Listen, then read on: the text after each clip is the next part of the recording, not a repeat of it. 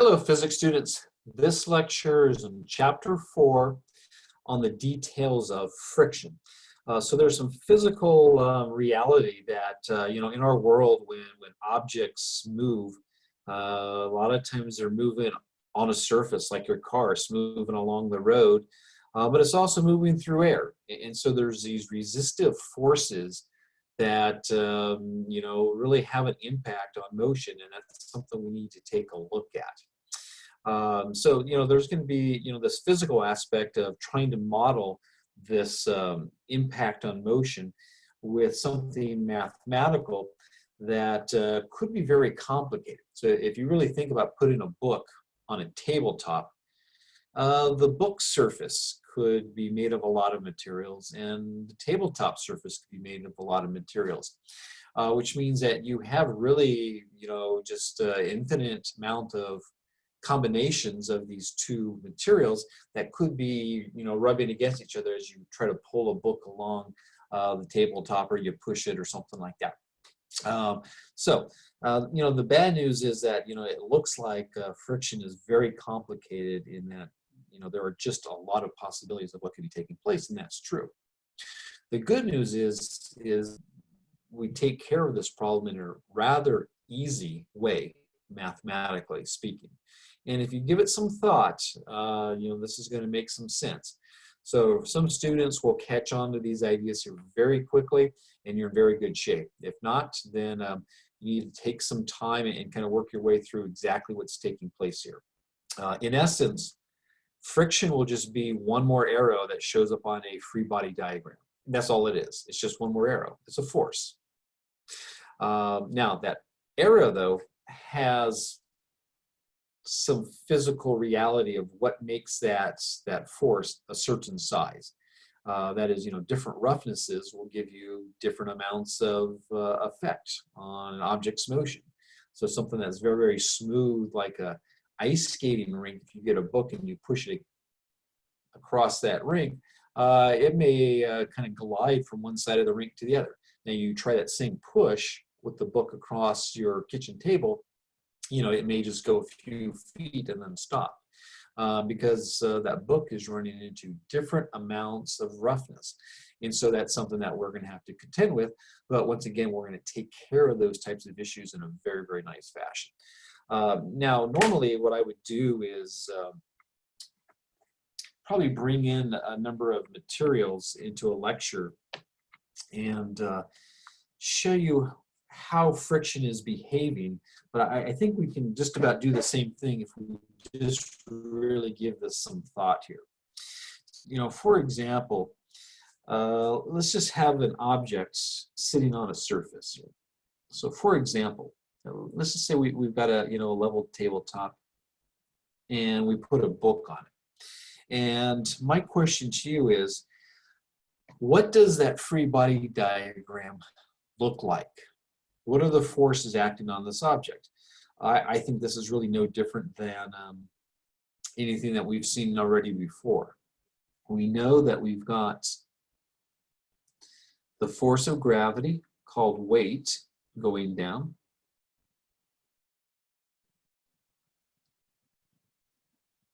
And there's a surface that pushes on the object, and that's the normal force. And the normal force, it's at right angles to the surface itself. So the way I've got this drawn, the surface is right along the x-axis, so the normal force will be right along the y-axis. Now, my question here is there any friction? And if so, how do I draw it on the free body diagram? Is there any friction right now with that book resting on the tabletop? Assuming the tabletop is, really flat, it really is running horizontally. And if you think there's friction, right, then my question would be, which way is it going? You say, well, friction, maybe it's going like this. And I'll call that the force of friction. Now look at that free body diagram. If you really think that there is a friction force going to the side here, then this is an object that would be moving to the left. Look at the free body diagram. There's an arrow to the left and there's nothing there to balance it out. Therefore, the object will accelerate to the left, because when you do F equals ma, there's only one force to the left. Therefore, you have to have acceleration. But friction does not make objects move. Friction cannot make the objects move. It impedes motion. It slows motion down. Now, if you have a hill, it can hold an object on the hill if there's enough friction, but it does not create motion itself. So the free body diagram that I've got right here just cannot be right. This is just not something that is something that we would ever really take a look at. Now, if we have the situation like this, where we have the book on the table and we have the force of gravity on the book, that must exist if the planet is still underneath the book. And if the surface is there, then we have a normal force. And now what we're going to do is we're going to tie a string around the book and we're going to pull it to the side. So let's say that, you know, maybe you pull it to the side here.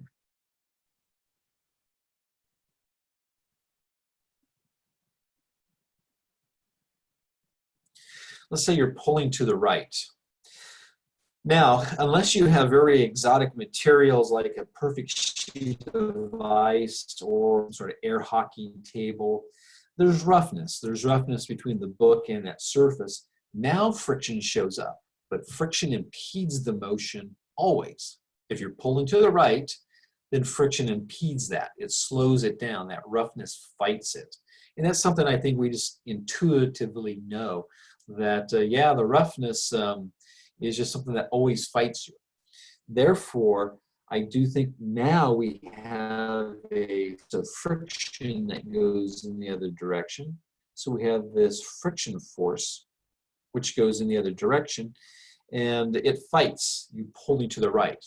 Now, what you can't do is say, oh, I'm going to get my pull, move it over to the left, and then I'll be going with friction. I have two arrows going in the same direction. If you change your pull to the left, then we have friction going to the right. It always impedes the motion.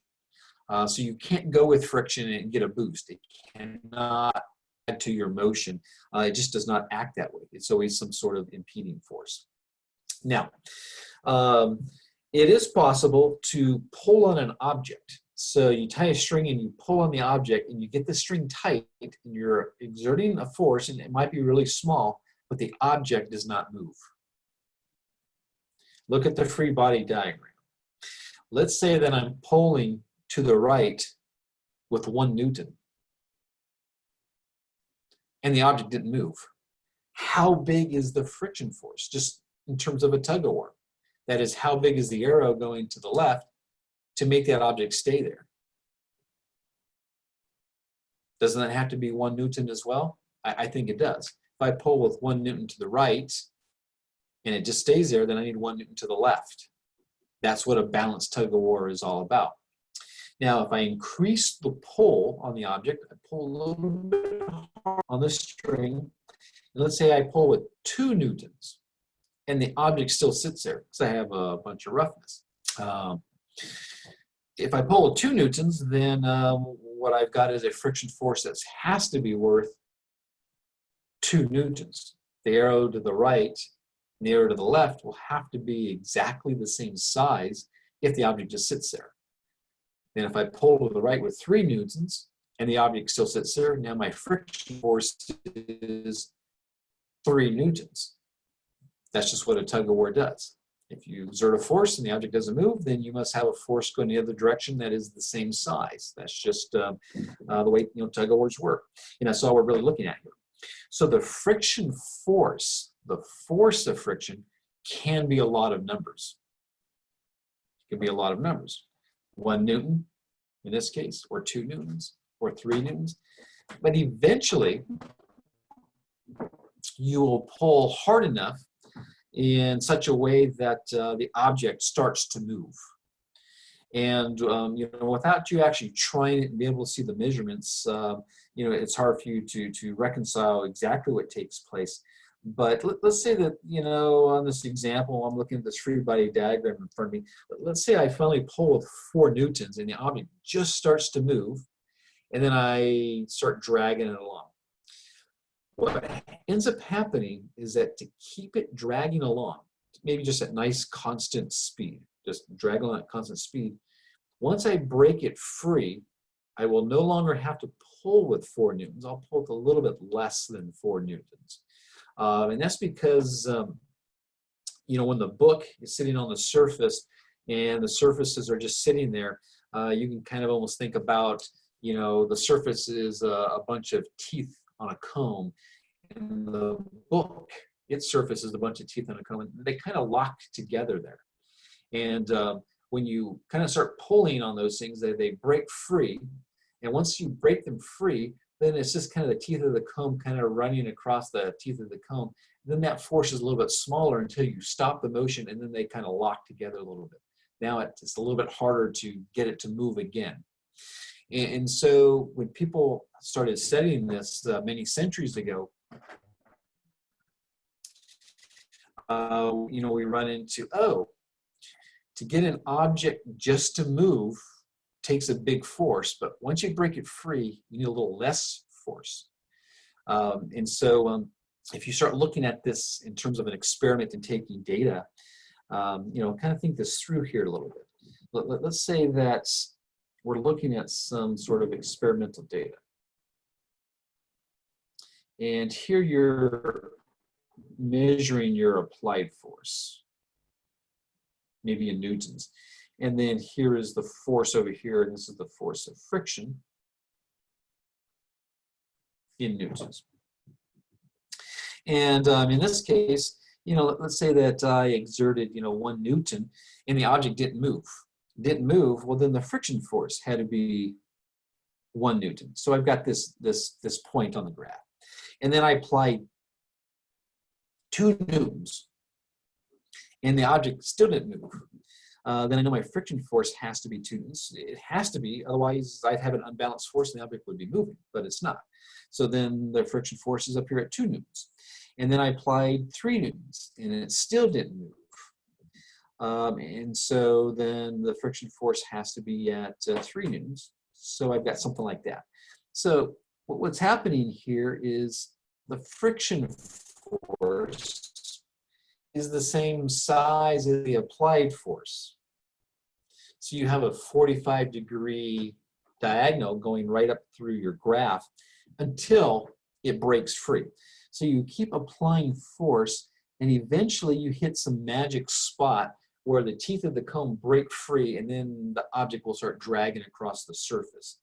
Once you do that, then the force to keep it moving is reduced a little bit. So all of a sudden you get this dip in the graph, and then to keep it moving, it's a number that's a little bit smaller, and it starts looking something like this. And so, you know, in your textbook, you know, you've got a very nice looking drawing like this, and I'll show that to you in a moment. But, you know, what we're really looking at here, and it's not very complicated, but you're looking at really 2 types of friction. The type of friction that holds the object there, and that's a whole range of numbers. And then there's the friction that, you know, is when you're moving the object across the surface and you've broken the teeth of the comb locked up against, you know, the other teeth of the comb. And so you've got this friction in here where the object hasn't moved yet. And we end up calling that static friction. And then you get the object to break free, and it starts moving here. And so as it's moving, a lot of times this is called sliding or kinetic, just like kinematics. Kinetic friction. So, you know, you've got 2 types of friction, and for most normal materials, the static or sliding friction is going to be a lesser number than the peak of the static friction force.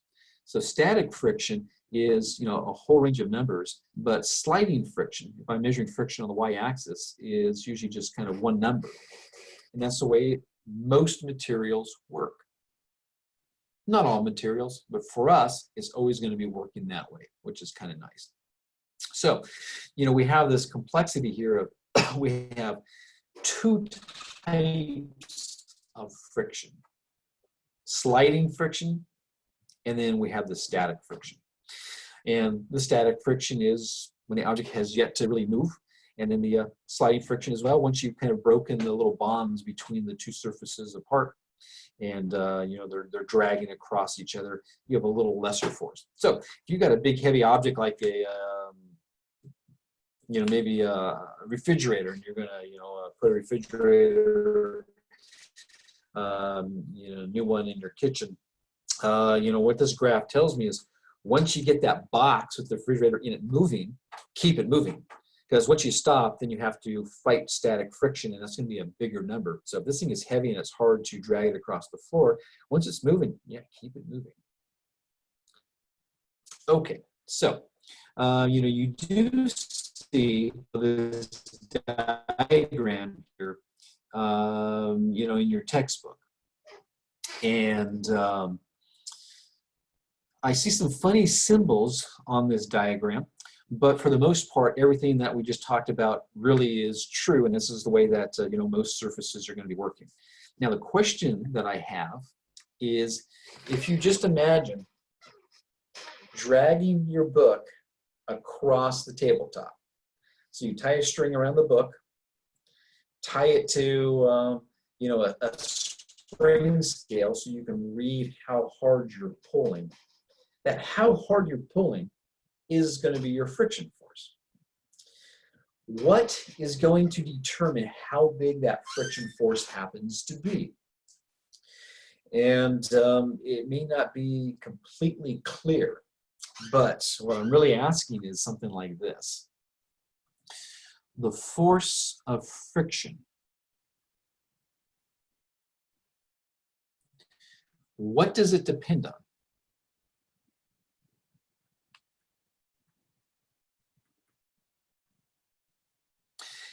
And you know, past experience tells me that you know, a lot of students will think that it depends on the weight of the object. And you know, there's some sort of intuitive sense there that if the object is really heavy, then it's really getting smashed into the surface, and then therefore there's a lot of friction force. That's not entirely correct, but it's not entirely wrong either. But the force of friction will not depend on the object's weight. And let me tell you why. So if you imagine, you know, you have a plank of wood, and you can grab one end and you can lift it up so that the plank of wood becomes like an incline. So you can make this thing, you know, like a ramp. You can make it steep, or you can have it level, just like a tabletop or something like that. You put a book on that object. The book's weight does not change. But as you start tilting it up, you start tilting it up, you start tilting it up, you start tilting it up, eventually your tilt becomes so steep that the book will fall down and not even contact any longer the ramp. Okay? The book and its weight did not change. And suddenly, you might have a lot of friction when your ramp is leveled all the way up and the object free falls. There's no friction because it's not even touching. It just falls right through the air. So the object's weight didn't change, but obviously the friction force did. So what was actually changing as you start tilting the ramp? Well, the angle changes. That means different components are changing down inside of there. And really the key thing that was changing, though, is the normal force. The normal force is at a maximum when the surface is level and the object is just sitting there. And as you tilt it up, eventually when your surface becomes vertical and the book just falls, there's no more normal force. The surface is not pushing on the object, and the object does not feel any friction. So it's not really the object weight that is important. It's really how hard is the surface pushing on the object. That's really the important thing. And we have a word for that.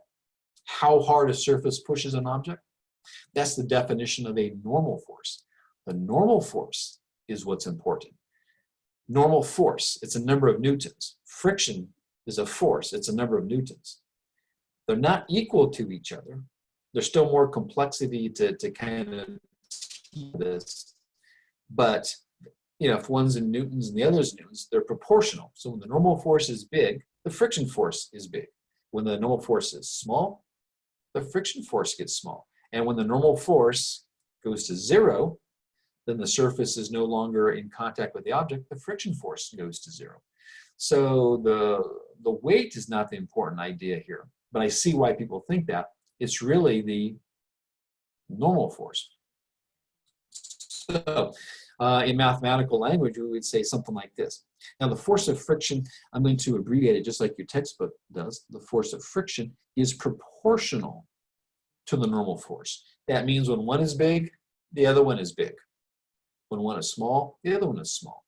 Okay, but we started off this conversation with, the friction force depends on kind of how sticky the tabletop is. What kind of material it happens to be. You can maybe put some sort of waxy material on the tabletop, and it might be pretty smooth, and it may not take much of a push at all to get the book moving. In fact, sometimes on my drain board at home, when you're washing dishes, you get a little bit of water on the drain board, just enough, and when you set a plate down, the plate just sort of moves on its own because it's not a completely level surface, and the plate is hydroplaning. All you need to do is basically just almost breathe on the plate, and you see it start sliding across the drain board. And so the type of surface is important. That is, the stuff now is important. And there's millions of types of stuff. However, all the stuff out there has a certain amount of stickiness. And that's something that you have to go to the laboratory and you make a measurement of how sticky it happens to be. So something like a real rough piece of sandpaper, you get sandpaper, maybe you tape it down on your tabletop. Now it's pretty tough to drag your book across that. You get some waxy material, and maybe it's going to be not nearly as sticky as the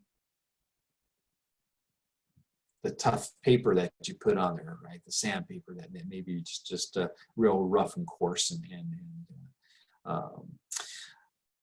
so the stickiness is important, and it could really run the gamut of being just almost friction-free to just the roughest stuff that you can think of.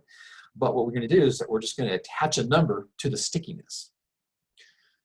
If the object and the surface have almost no stickiness together, then that stickiness number is going to be very close to zero. That kind of makes sense. The bottom of the scale will be zero. If it's a real sticky interaction between the book and the tabletop, then that stickiness, we're going to give it a number like 1. So the stickiness normally is measured between 0 and 1. And for a long time, people thought that the stickiness can't get bigger than 1.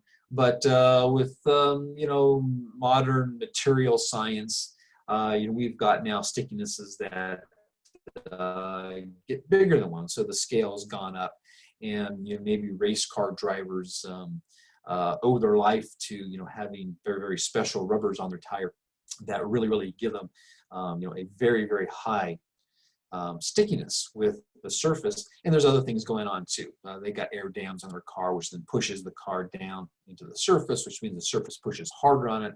The normal force gets big, the friction force gets big. Now you got a lot of friction. So the stickiness is just a number, and they usually go from 0 to 1. 1 is really sticky, 0 is hardly any stickiness at all. But we give a funny looking Greek letter, the Greek letter M, pronounced mu, M-U, that describes the stickiness. And this is called the coefficient of friction. So the force of friction is proportional to the stickiness. I don't know, maybe I made up a word there. The stickiness then is given a symbol, so we don't have to write out the word stickiness. And that symbol is the Greek letter M, looks like that. And so if I put these two things together, the force of friction is equal to the stickiness, which carries no units. No units there at all, because the force of friction is already in newtons, and the normal force is in newtons. And this right here is how we're going to deal with friction. This right here is called the coefficient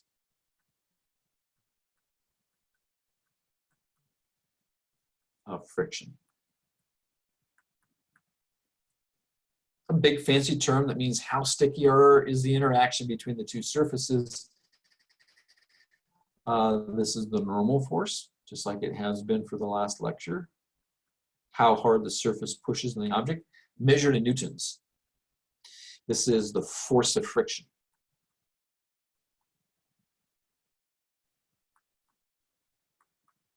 Measured in newtons. The coefficient of friction, no units.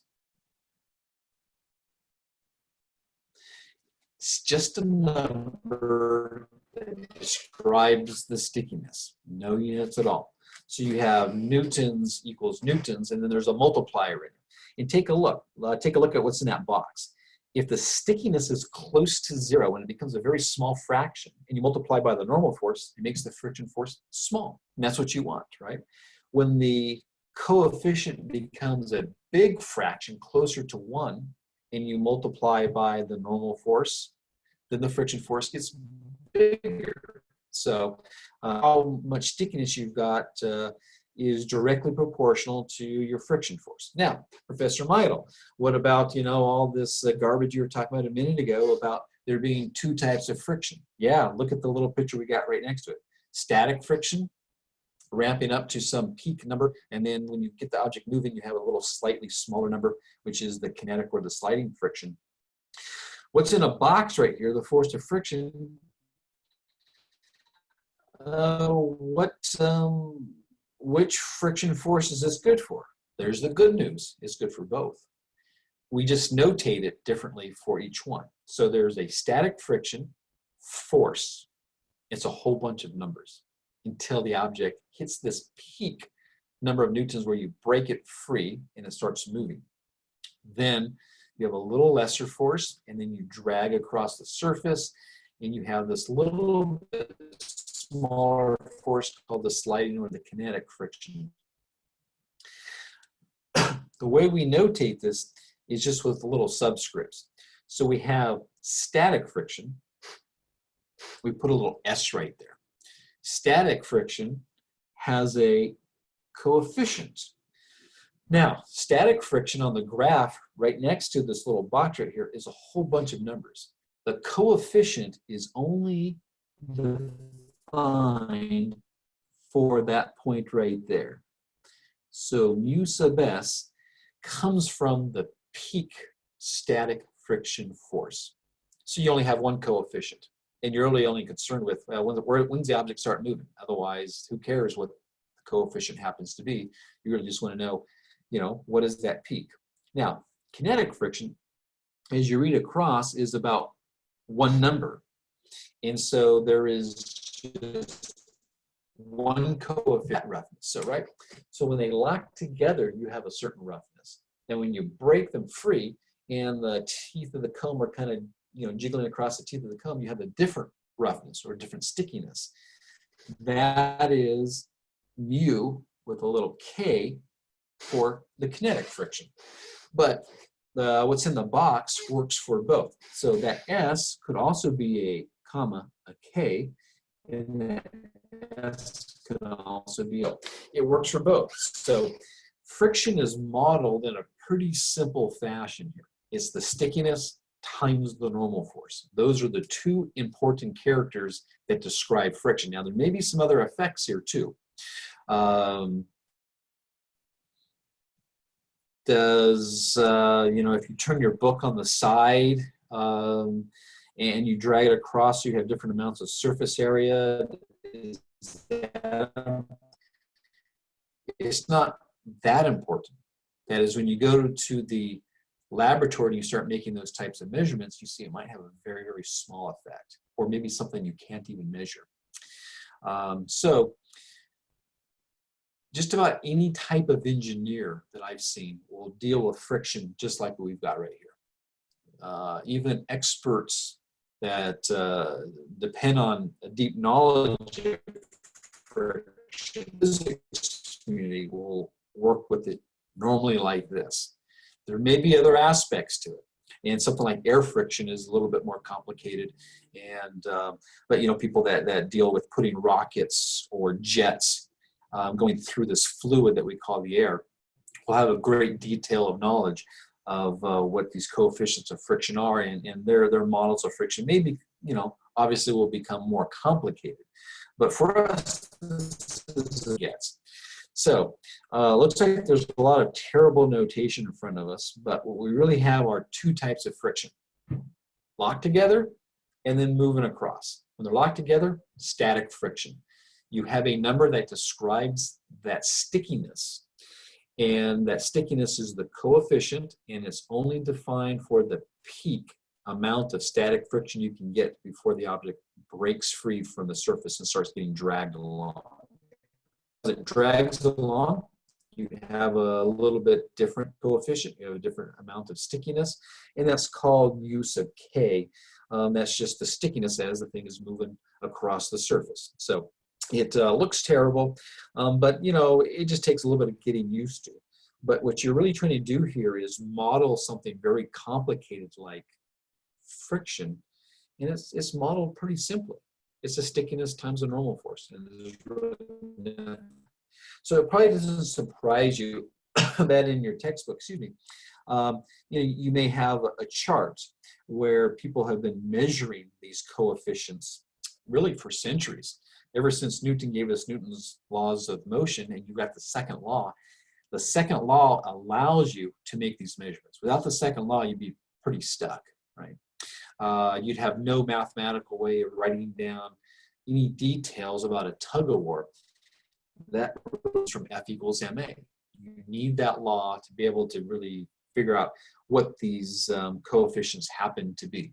And you know, maybe here in a moment, or maybe towards the end of the lecture, I'll show you maybe how some of these measurements are made, because there's good ways of doing it, and the good ways are what the pros would do. And then there are easy ways of doing this, which, you know, the amateurs would do because it's easy, but the results aren't as good. And so maybe I'll show you, you know, kind of an easy way these can be measured, and probably what the pros would be doing. But in your textbook, you know, as I'm looking at this chart here in front of me. You've got steel on steel in this first entry, and notice, you know, mu sub k and mu sub s are different numbers, and mu sub k is slightly smaller than mu sub s. The stickiness, once it's moving, is a little bit smaller. So this k right here, remember, this right here is kinetic, and that implies motion, kinematics, kinema, the cinema, moving pictures. So as I kind of go down, you know, the row here, it's just about almost always universal that mu sub k is less than mu sub s. But then I do start seeing something that's kind of interesting. You know, down in here, it looks like they could be just about the same number. Okay. And I do think that even though this might be 300-year-old science, we still have a lot of people doing research today on coefficients of friction. Anytime a new material, anytime the material scientists build some sort of new material, new polymer, new plastic, rubbers, anything like this at all, This is just the first thing that's going to probably get measured. Then you might measure magnetic properties, electrical properties, densities, all these types of things. And a lot of this boring type of measurements, you look at chemists do it or something, just because they have nothing else to do, I guess. I don't know. But take a look down here. A lot of you are biology majors. You want to go on into physical therapy or something like that. The synovial joints in humans, the last 30, 40 years, we've been getting very good at replacing knees and hips. And you imagine if these were normal materials and you had a big coefficient to get your leg to move in some sort of hip joint, that would be a very awkward type of motion. Your body has a very fluid motion. It's not hard to get something moving and then easier to keep it moving. So we see a very small difference in coefficients of friction, and somebody's going to have to work that out for the materials that are going to be used in the human body so that it starts mimicking kind of what your human body does. Otherwise, it'd be a very, very difficult rehabilitation and getting used to something that seems very unnatural to people. So yeah, I think even today, people are still measuring these coefficients of friction, even as we speak here. So things like ice, the third box up from the bottom, ice has got a very small coefficient of friction. Yeah, that's why we play hockey on it. You see that hockey puck get whacked? Yeah, it runs across the ice pretty nicely with very small amounts of friction. You hit that hockey puck, out on the road where we build the roads to be rough on purpose, and now the hockey puck is not certainly going to travel anywhere near as fast or as far as it would, if you hit it the same way on a sheet of ice. So the stickiness is important, and the stickiness is described by this coefficient, this mu sub s, the static coefficient, mu sub k, the kinetic or the sliding coefficient. Okay, so we have these numbers with roughnesses. We have the force of friction. It's going to be modeled as the stickiness times a normal force. That's just what we have to remember.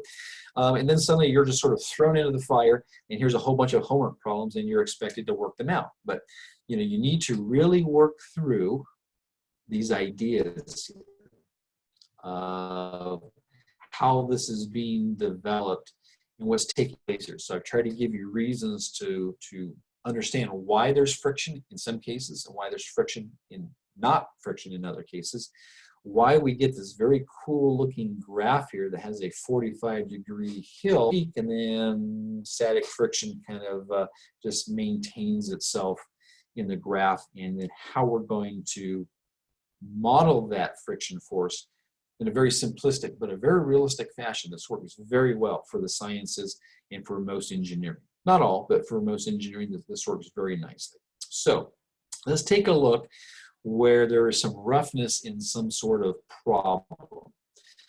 Some numerical problem, and we'll try to take a look at that. So you might have this in your package of stuff. I think I included it here. And it says a student helper slides a 2,000 Newton crate across the floor by pulling with a force of 750 newtons at an angle of 30 degrees with the floor. Okay, the crate slides at constant speed. Find the coefficient of friction between the floor and the crate.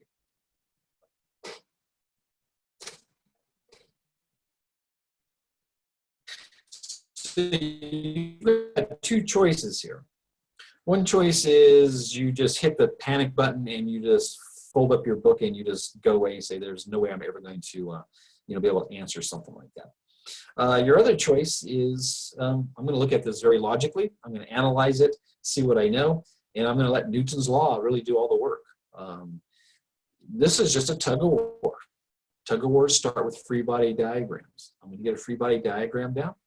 And in this case, I see, in this case, it's a guy dragging this big box across the floor.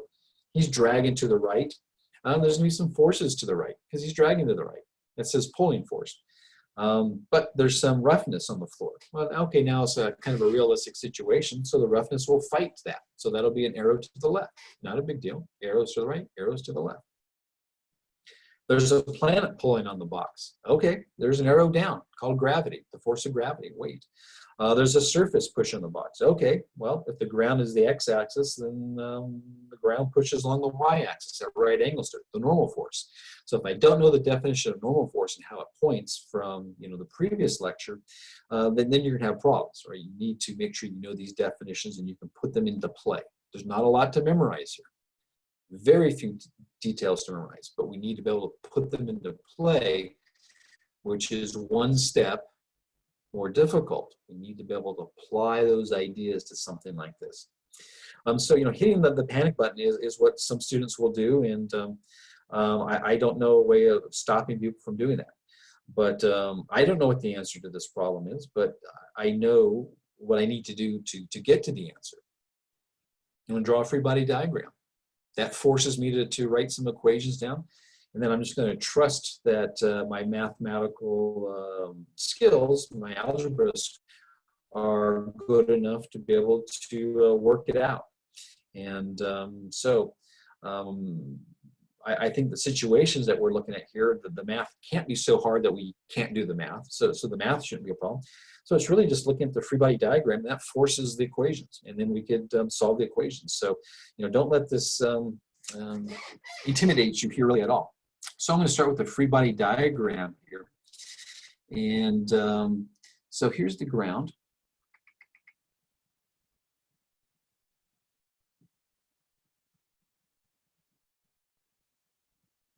There's the y-axis, there's the box right there. So the box is just a dot on the free body diagram, like always. We don't need artistry here. We need to know what's the tug of war doing, right? The free body diagram is the details of the tug of war.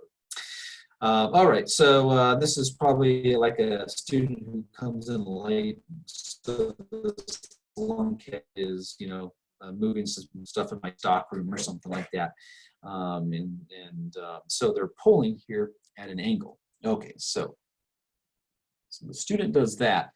And it says they pull with a force of 750 newtons. So this right here is 750 newtons. And immediately, my spidey sense goes off that I've got an arrow at an angle. I'm not going any further. I'm stopping right there. I'm not going to go any further until I get rid of that 750 newtons. I can't use that. It's an arrow at an angle. It's too complicated. I need to know how much of that arrow goes sideways, how much of that arrow goes up. I need to find the components. So that's just a matter of just drawing a right triangle. So I'm going to make a right triangle out of that blue arrow there. So some of that force goes to the side. Okay. Some of that force goes up. And we're told that he's pulling at a 30-degree angle.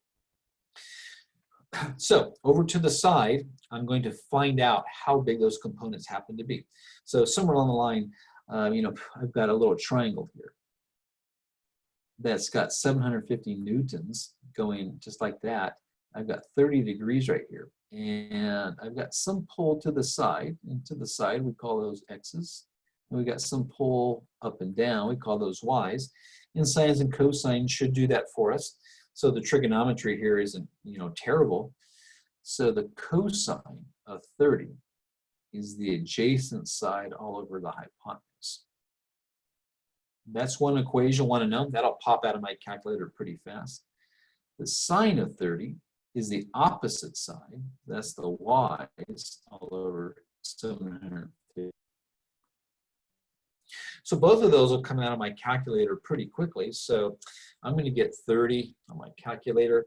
Cosine of 30, multiply both sides by 750, and I get 650. So I think this right here is just about 650 newtons.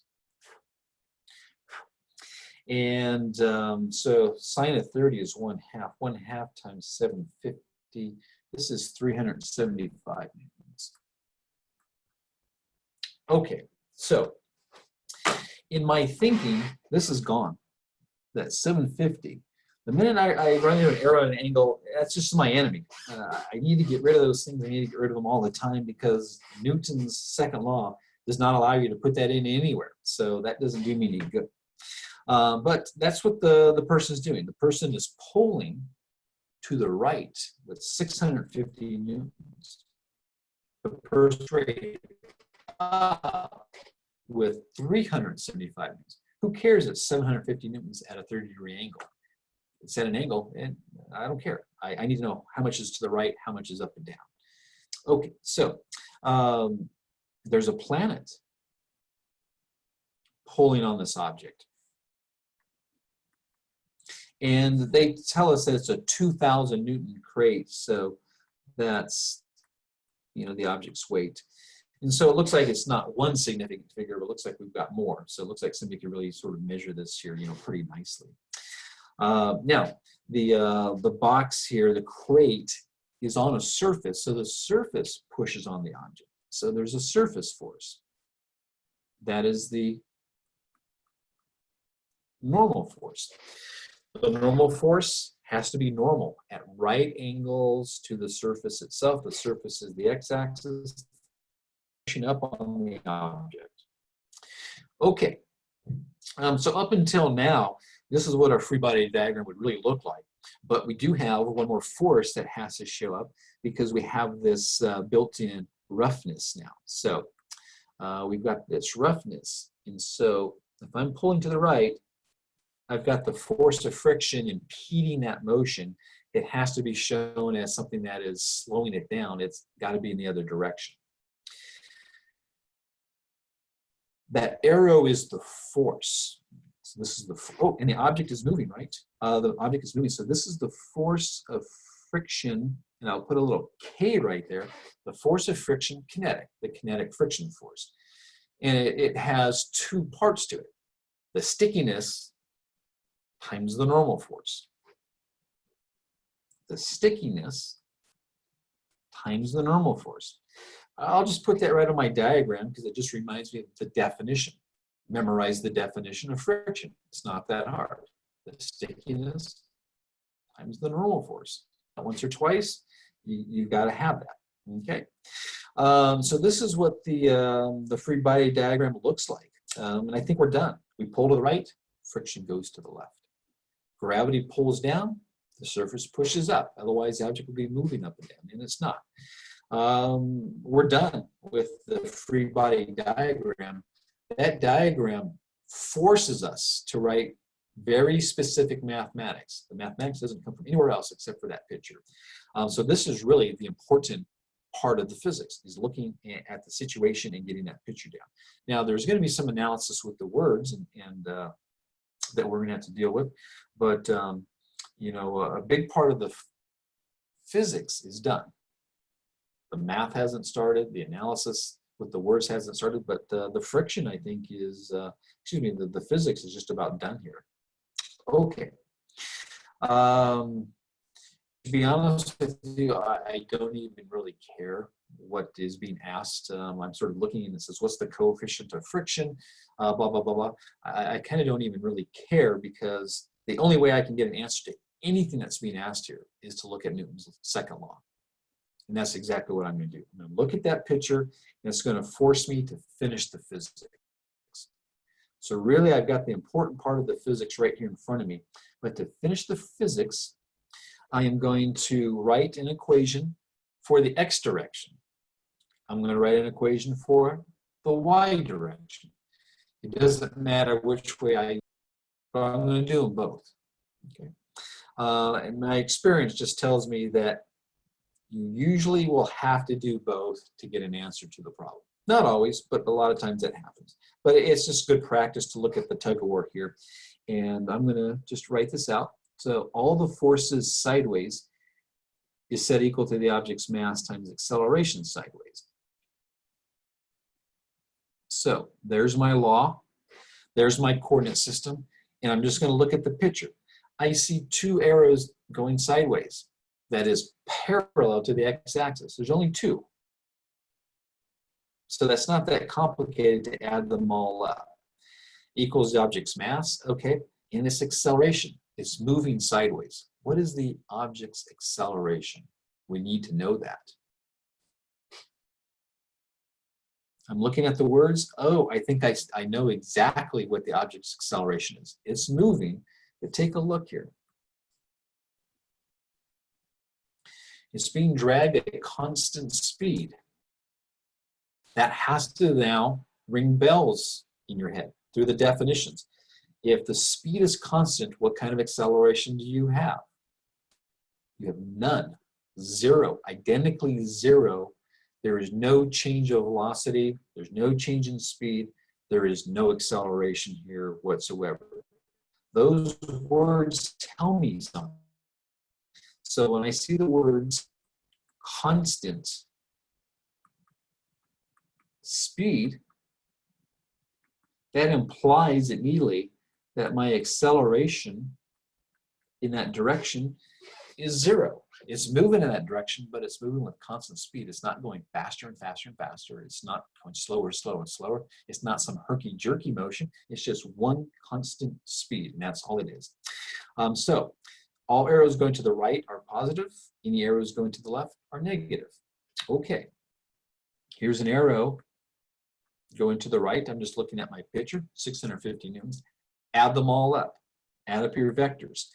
The other vector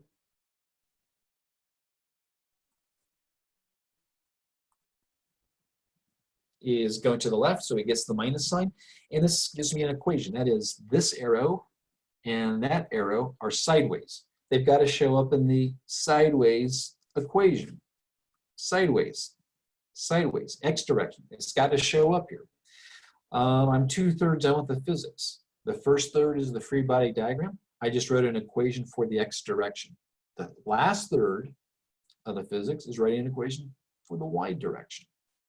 Now, I'm keeping in mind that somebody asked me, you know, can you figure out what this coefficient is? And I've got it in an equation now, and that makes me kind of happy. That otherwise, I'd have no idea of how to figure that out other than to go to the laboratory and measure it. I'm not allowed to do that here, so I have to be able to use the laws to tell me how to figure this out. I think I've got it trapped in an equation, and to solve for it, what do I need? I need the normal force. I'm looking at that equation. If I have a number to put in for the normal force, it's a done deal. Well, looking at the picture, the normal force is an arrow here in the y direction. Oh, so now I need some information about what's happening in the y direction. Okay.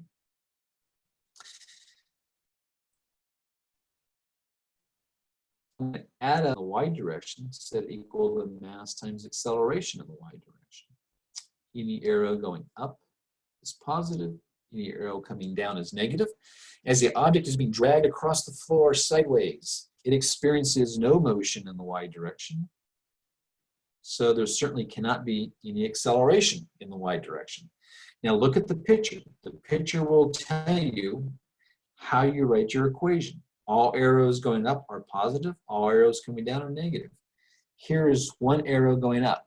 That has to show up in the equation. Here's another arrow going up. That has to show up in the equation. Here's an arrow coming down. That has to show up in the equation. So there are two ups and there's one down. Two positives, one negative. They have to show up in the equation. So I've got the normal force going up. Come on. There we go. Dang it. Technology. So I've got the normal force going up, and I think that force is 375. And I've got 375 going up, and I've got 2,000 newtons coming down. And I have no acceleration, so m times a gives me a 0. Now I know exactly how big the normal force is, because if I solve this, I'm going to add that 2,000 newtons to both sides. I'm going to have to subtract 375 newtons from both sides. And so just do your steps of algebra. I'm not doing anything magic here at all. So my normal force is something that is very, very predictable here through Newton's laws of motion. So I'm doing this on my calculator, and I get something like 1625 newtons. Okay, that's not the answer to the problem, but I think I need that number to populate that spot right there in the x direction. Then I would have one equation, one unknown. So now I'm just doing problem solving. I'm trying to figure out how to trap that coefficient into one equation where it's the only unknown, and then I can solve for it. So here's 650 newtons. That'll stay put. Now this entire term right here has got this minus sign, so I'm going to bring it to the other side, and so it becomes positive if I add it to both sides. And so if I divide both sides by the normal force, which is equal to 1625 newtons, that's the value of my coefficient. So remember, coefficients have what kind of units? None. It describes the stickiness. There's no units for stickiness. It's just, yeah, how sticky it is. But they're typically numbers between 0 and 1. If I get a coefficient that's not between 0 and 1, I'm going to go back and really look very carefully at the work that I did, because that's pretty rare. There are some very exotic materials that can do that, but most of the time that would be a signal that maybe something's not quite right. And you know, I think here I'm getting something like this. Now, coefficients on your table have got 1 or 2 significants. Usually, just stick with something like that because they change. They change throughout the day, and they change from one day to the next. How sticky a surface is has to do a lot with temperatures. When the temperatures get bigger, then the molecules are wiggling around more, and so now the interactions are different. And so, and those are probably very measurable impacts on these coefficients. So I think I'll just leave the answer like that. But this started off by looking like a very complicated situation. Okay, you're dragging something across the floor and at a certain angle, but the answer on the free body diagram, you got to get that right. Then that forces you to write your equations. I just look at all arrows going sideways, and X is sideways. All the arrows show up there. Here's one arrow, here's the other arrow, and my unknown is in one of those arrows. That will always be the case. That's what problem solving is all about. Get an equation that's got your unknown in it, and then just keep working it until you can get one equation, one unknown. In this case, I didn't know the normal force, so you have to go to the y's to get a handle on that. And this is pretty typical of a physics problem, and that's got friction involved in it. So it's not great, but the way to get to the answer is always the same. Always the same. Free body diagram, an equation for the x's, an equation for the y's. Those are the 3/3 of the physics. Free body diagram, probably the most important part. Equation for the x's, equation for the y's. Then it's a free-for-all. Then you have to be able to do the algebra to be able to get to an answer. Okay. So yeah, this seems, you know, rather horrible, but you know, I think they can get worse yet. So you know, don't think that this is as bad as they get. But the procedure is always the same. The procedure will always be the same. So that's the good news. And I sort of see what the procedure here is going to be, and so I'll just keep doing that all the time. And that is my recipe to handle any of these problems. Let's take a look here and see what else we've got.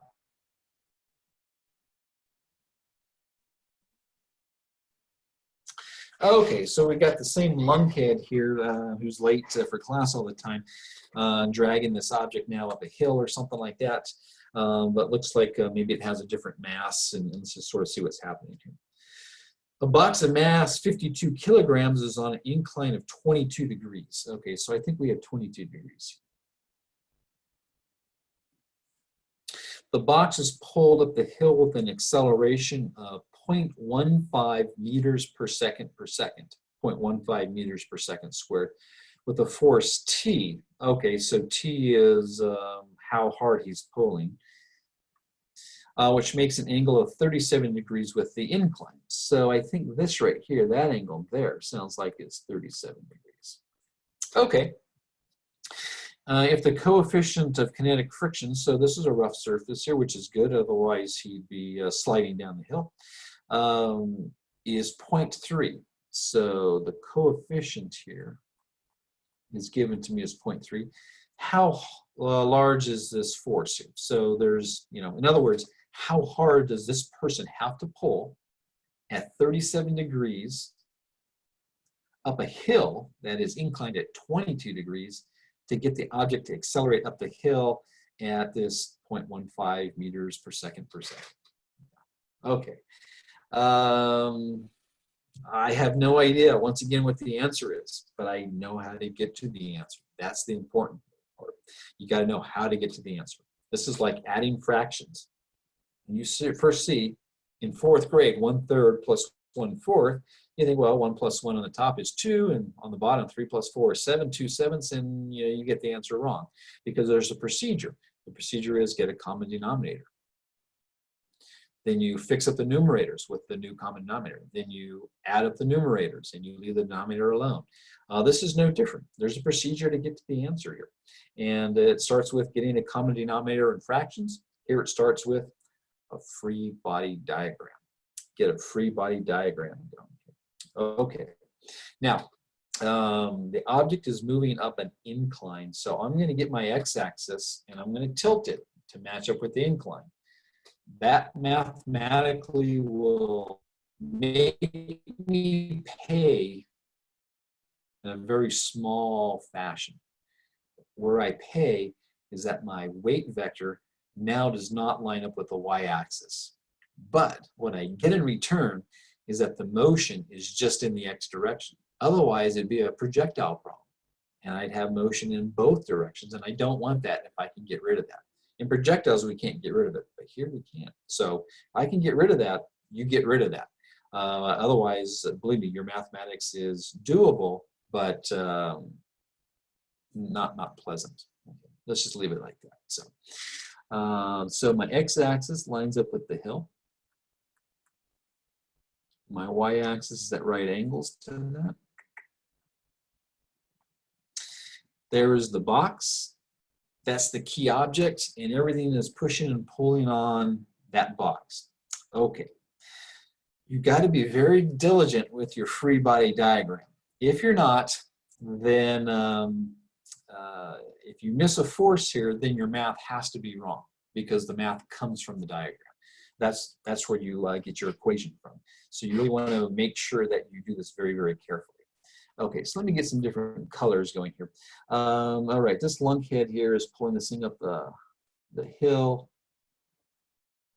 with some force, and they're calling it T. They could have called it A or B or force unknown, anything you want, but it stands for an unknown number of newtons. Okay, and at 37 degrees with the hill. Okay, yeah, an alarm bell's got to be going off, right? I got an arrow at an angle. An arrow at an angle. I cannot use that. I can't use T. What I have to do is deal with the components. So some of this is along the hill. Some of that is straight up in the y direction. So I'm going to create a right angle to get my components. So somewhere off to the side, you need to work this out. And I really recommend here, and you're going to see why. If you don't do this, you just made your life very difficult.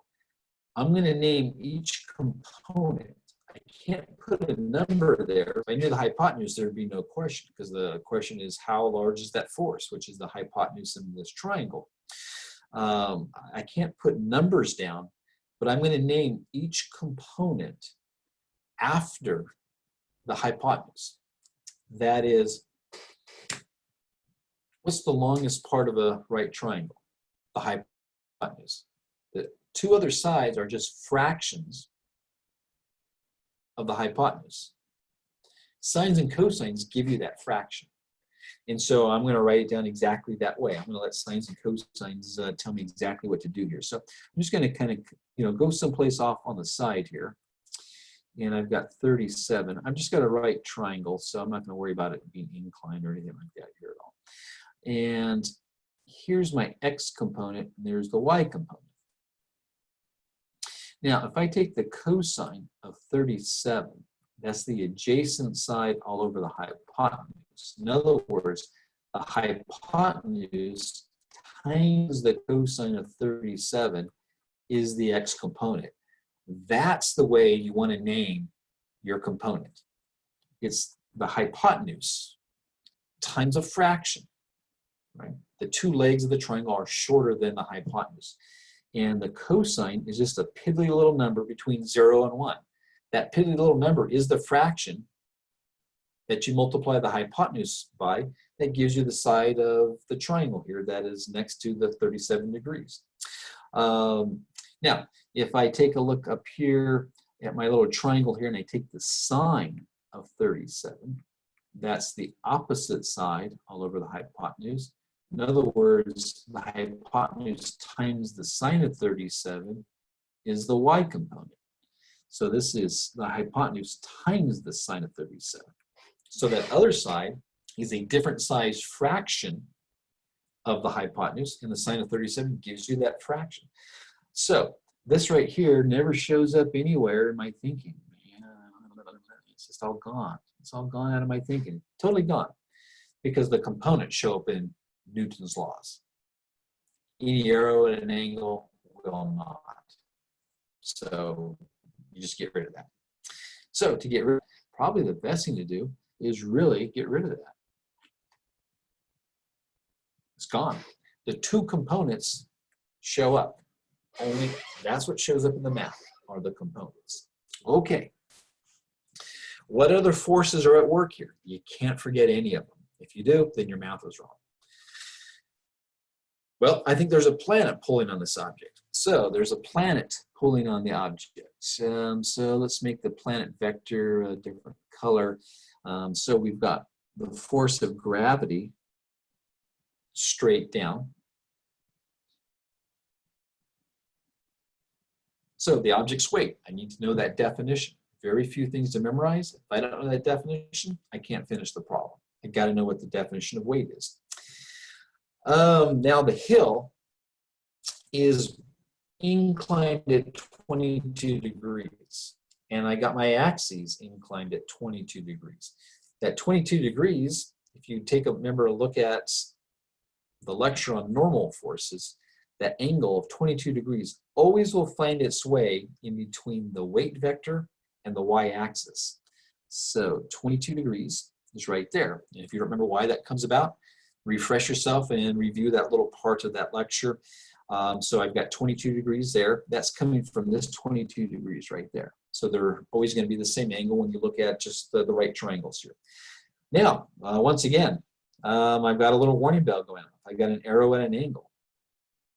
I need to worry about the components. So I need just two lines that are parallel to the x and y axes, but you do it in such a way that you build a right triangle. A right triangle. So there's my right triangle. Okay, so the two components, I'm going to do exactly the same thing that I did before and use the same strategy. Just use sines and cosines to find out how big they need to be. Now in this case, I know the object's mass because that's told us up here. It's 52 kilograms. I'm going to use 10 for gravity. So 52 times 10, that's 520.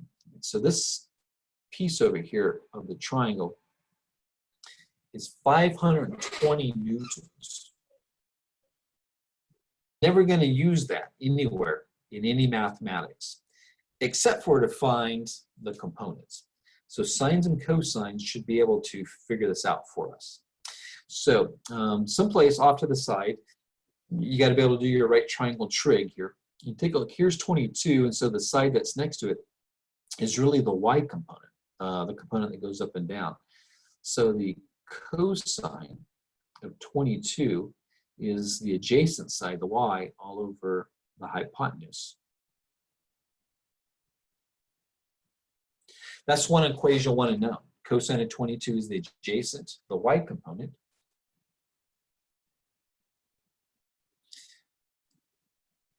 All over the hypotenuse. So I'm going to go to my calculator, 22, take the cosine, multiply by 520. I think I get 482 here. Okay, and then likewise, I'm going to do the same thing to get the x component. So maybe that's the opposite side of that 22. So that's the sine.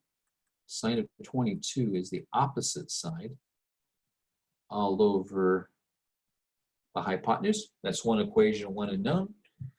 22, I'm going to take the sine of it, multiply by 520, and I think maybe 195 here. So I'm always going to maybe check these things the best I can to make sure I didn't hit something on a calculator incorrectly. So I think I get 482 for that twice. Yeah, I'm getting the same answer twice, so I think we're probably good to go there. So now in my thinking,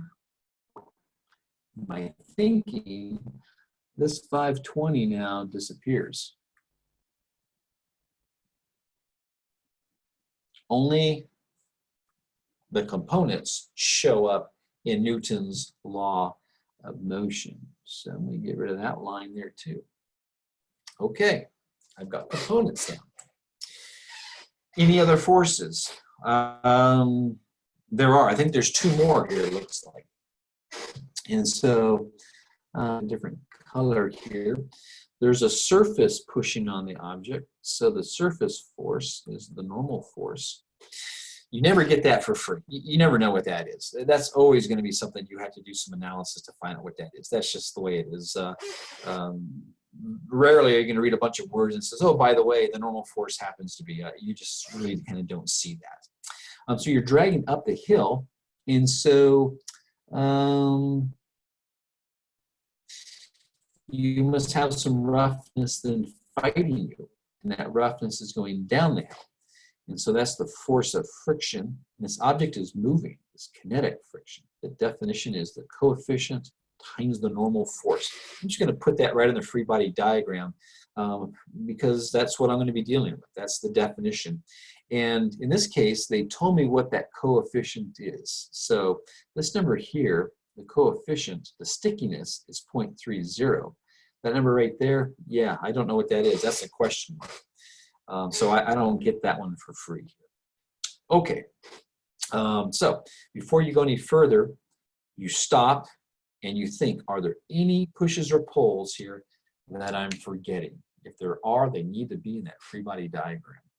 All right, so there's a planet pulling on this object. Those are the green arrows. That's the weight vector. There's a certain object. That's the blue arrow. There's a person pulling up the hill. Those are the red arrows. I've got components there. And then there is some stickiness, some friction force that is fighting me, that if I'm pulling up the hill, it's got to be going down the hill. It always fights me.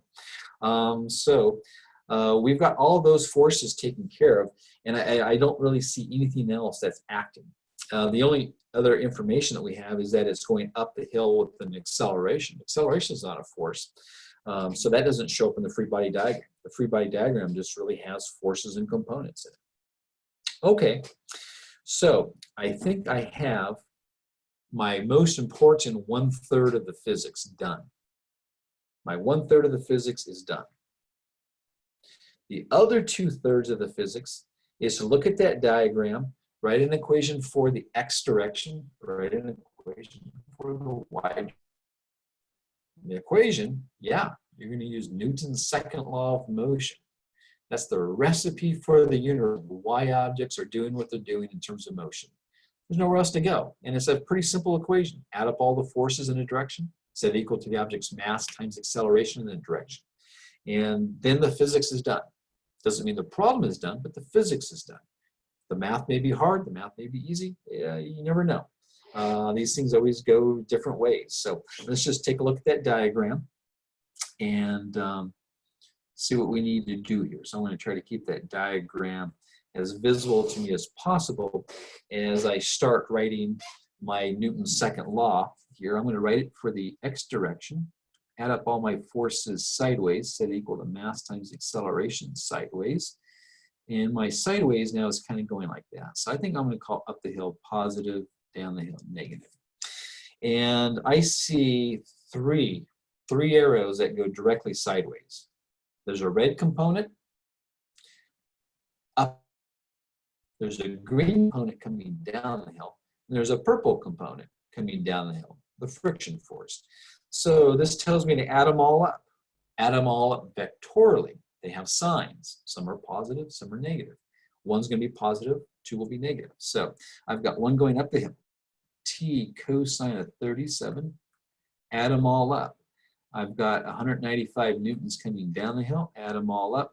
And I've got friction coming down the hill. Equals the object's mass, whatever that was. Object's mass is 52 kilograms. Times any acceleration in that direction, and there is. Oh, it's up the hill. Up the hill is positive, and that acceleration is 0.15 meters per second per second. That's it. All three arrows going sideways are there on one side of the equal sign. They all have signs. Two are negative, one's positive, equals the object's mass times acceleration. The acceleration is positive because it's in this direction. So I'm going to try to simplify that as much as I can. And then I'm just going to see what I'm left with. So I can go 52 times 0.15. 52 times 0.15 is 7.8. So this is 7.8 newtons. And then here I've got T cosine 37 minus 195, and then minus this 0.3 times the normal force. That's about as good as I can get. So they told us in the wording that the coefficient is 0.3, so I might as well put that in. Now, the name of the game here is to get T, right? How hard is this person pulling up the hill? T. What's the problem with what you're looking at? The problem with what you're looking at here is that you've got one equation, there's two unknowns. There are two unknowns. There's a T that you don't know, and there's a normal force you don't know. So this tells you immediately, I need to get another equation that's got the normal force in it so that you can figure out that number, the y direction.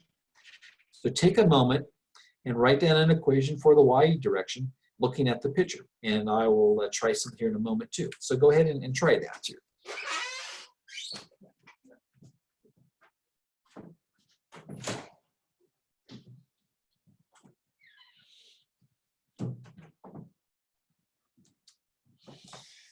Okay, I'm back from outer space. So I think we need to write an equation that has the normal force in it. Okay, very cool. If this was one equation, one unknown, I wouldn't even look in the y direction, but I think we have to.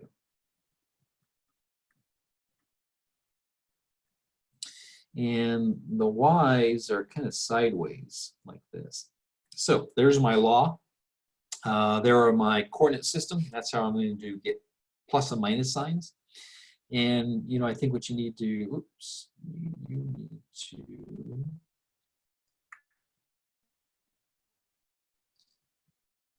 take a look at the picture. And I think we have three arrows, don't we, going up and down.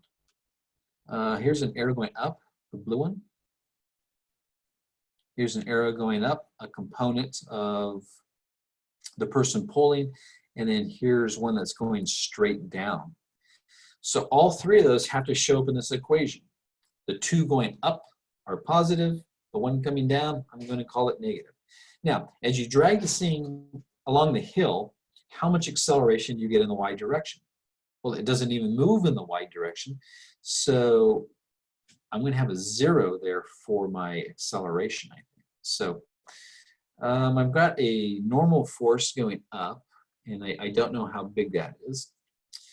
And I need to look at my picture here. I've got this T sine of 37 going up. And then I've got this component coming down that I always, it's 482. Okay. Equals the object's mass times any acceleration in that direction. And there's none. So one side of my equal sign is a 0. So this over here is a 0, 52 times 0 is 0. And so I'm going to get this 482 newtons. I'm going to add that to both sides. And I've got the normal force here plus T sine of 37. So those two I left alone. And okay, so I think the physics is done. We have a free body diagram. That's 1/3 the physics. I did an equation for the x's, 2/3 of the physics. I did an equation for the y's. That's 3/3 of the physics. Okay, the physics is done. There's no more to do, physics-wise. Newton can't help us anymore. Now you've got to use your God-given brilliantes here to you know, figure out what is T. And so I'm looking at two equations. T is in both. The problem is the normal force is in both, and I don't know what the normal force is either. And so, you know, this gets your math teachers really excited because they spend countless times in your algebra classes dealing exactly with this. This is two equations with two unknowns. And you have a whole bunch of ways to solve something like this. Most of the methods are not very practical. They don't help you very much. The one method that works all the time is just doing a substitution here. I'm trying to see if there's a good way to do a substitution that might make the algebra in the long run a little bit easier, and I don't see one here. So this last equation, I'm going to solve that for the normal force. And it's going to be equal to, I'm going to drop my units here just to make this as clean as possible.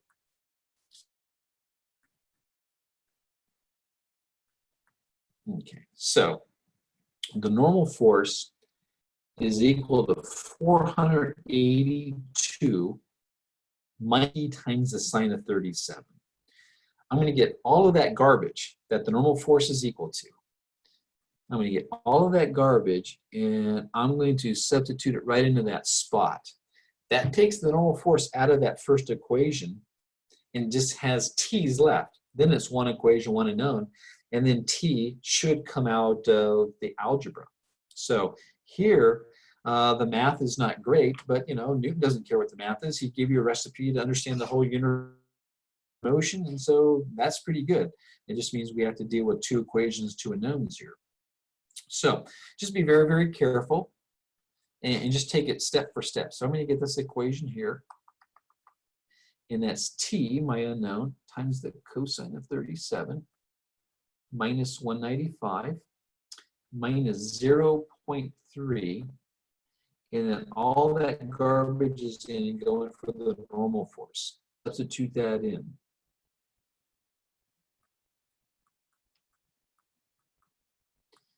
The other side of the equal sign is 7.8 newtons. Okay, very cool. I'm down to one equation, one unknown. Done deal at this point, right? It's a done deal. And we just need to do the arithmetic now to get to an answer here. So how much should I got? Oh, I got plenty. Okay, putting these sines and cosines into decimals here, I think. So 37 cosine on my calculator is 0.8. That right there is 0.8. And then I times T minus 195. And now this 0.3 is going to get multiplied into, you know, both terms. So I'm going to go 0.3 times 482. And I think this right here, 482 times 0.3 is 145.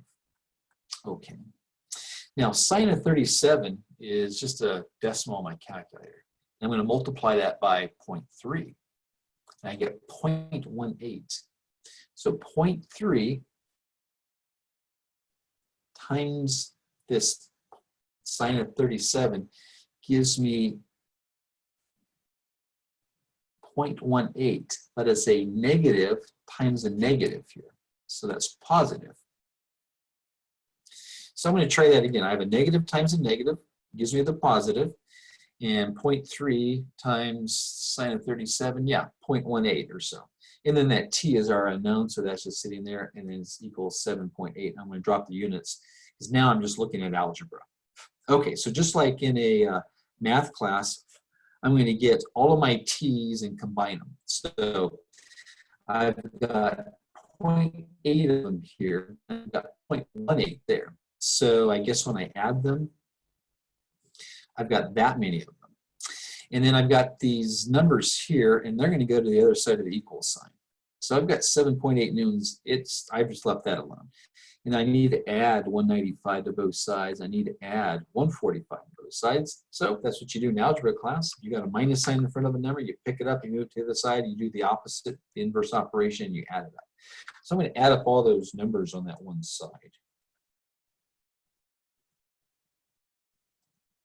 Okay, so I think I'm getting 348. I'm going to try that again. I've done all this work. I'd hate to screw it up right here at the end. But I think all of this right here is 348. And over here, I've got 0.98 times t. So I've got to divide both sides by 0.98. And, you know, I think I'm getting T equals, and T is a force, 355 newtons. 355 newtons. That is how hard this person has to pull with that much frictional effects and at that angle that they're pulling with, up that hill with an object of that size. And this is the only force that they can pull with to make this problem really true. I don't think there's a person alive that reads that problem and knows that the answer is going to come out to be something like this. But the procedure is always the same. Free body diagram, an equation for the x's, equation for the y's, free-for all. And the math is however you can work it out. Just do the algebra. So I think this is a good spot to at least take a little break. We have a number of examples on friction and some different crazy situations that are typically seen in a physics class, and I'll tell you why you see them in a physics class here. But this is a good place for you to stop. Go back in and work through those examples and see if you can't you know, work to these answers here. And then you're in pretty good shape. Look at the situation, do the free body diagram. It forces an equation for the x's and y's, and then you just do the algebra. So the procedure is always the same. So give this a shot, and we'll take a look at some more examples here from chapter 4 here in the next lecture. So this is just a good little break point here for chapter 4. So hang on and keep working, and I'll see you soon.